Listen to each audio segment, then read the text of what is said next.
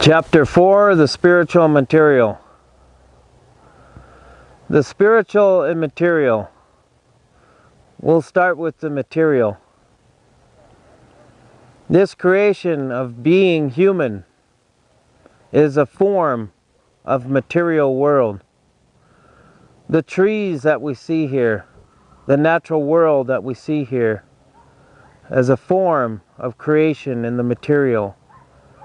In today's time, we have vehicles, we have our transportation, airplanes, money, credit cards, banks, stores, food.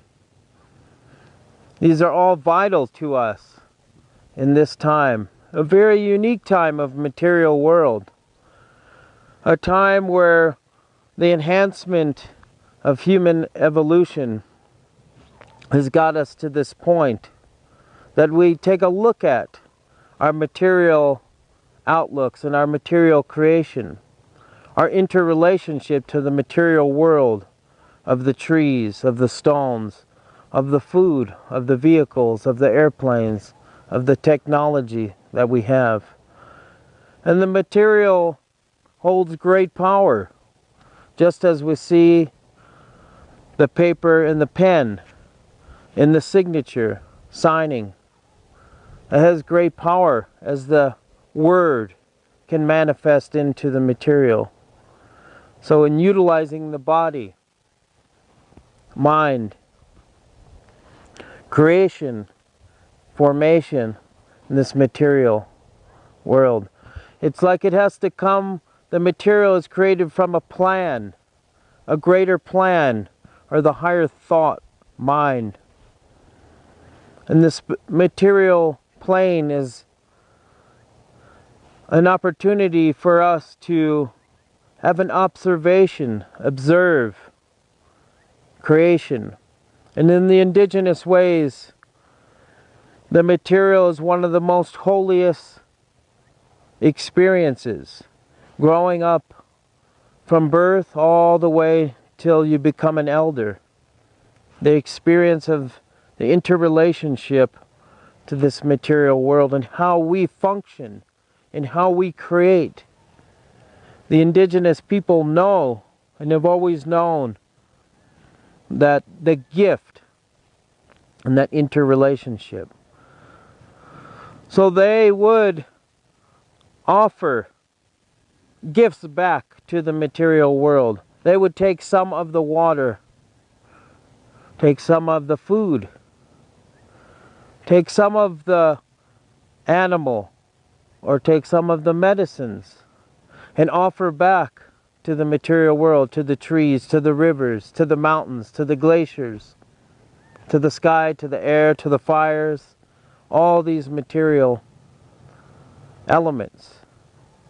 They would make that offering, which they would call payments, and to give thanks. Much like we have the credit cards or the cell phones, and all of that comes from material state of being in the crystalline energies, the gold, the metals. All these elements are material. So they would give a part of that back to this creation, the material world. And in the material body, they would also understand that interrelationship and take care of that and nurture that. And that in all of this material world, the indigenous people would nurture themselves too from those properties so that they could be embedded mind, body, so that they could help one another and pick up the tools. And each one of the indigenous people of this world would have their unique tool that they would carry forth to help and to work in this material world and have their interrelationship between this creation. So we'll move towards the spiritual. In the spiritual worlds, many can call that the unseen, the unknown, but we know something greater, the great mystery. The indigenous people have many words for the spiritual world, many songs, many prayers, many times of the day that they would have that connection to the spiritual worlds. In the spiritual worlds, it would be at sunrise, midday, sunset, and midnight. They could reach out and pray and make their offerings to connect to the spiritual worlds.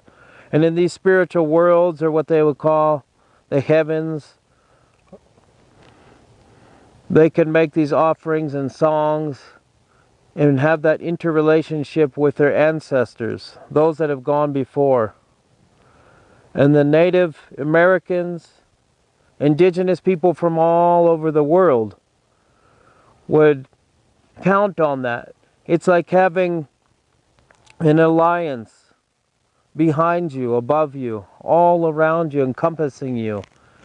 And with that belief that there is this higher power, higher vibrational construct, or of a higher mind and thought moving us, moving all creation.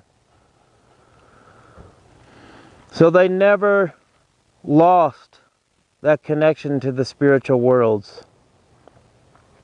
And from there, from the spiritual worlds, in visualizing crystalline clear golden thought vibrational energies, they were able to resource from the spiritual worlds on many levels, many fields of existence.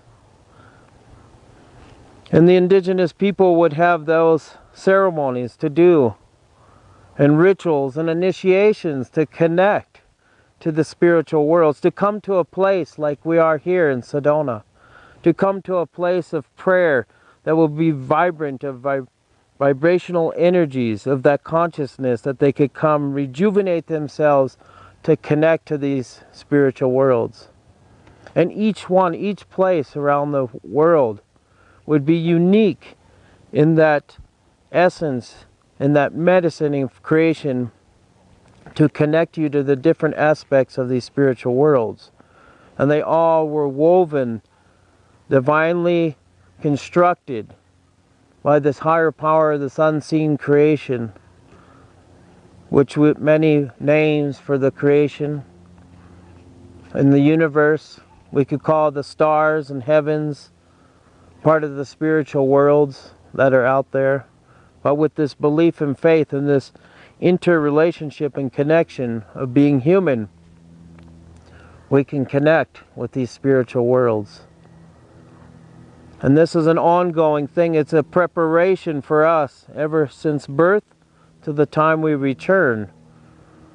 That there's a great teaching happening through life, so that when we journey on, we will be in a good place with our ancestors in this creation and these spiritual worlds, and be able to assist and help and continue with this everlasting life onward and continuing through the next generations, next 7 generations. So for this, we thank you for the spiritual worlds, and we're thankful for the material worlds. For without both worlds, the material and spiritual worlds, we wouldn't have of existence, of being human in this time of today. Ahu.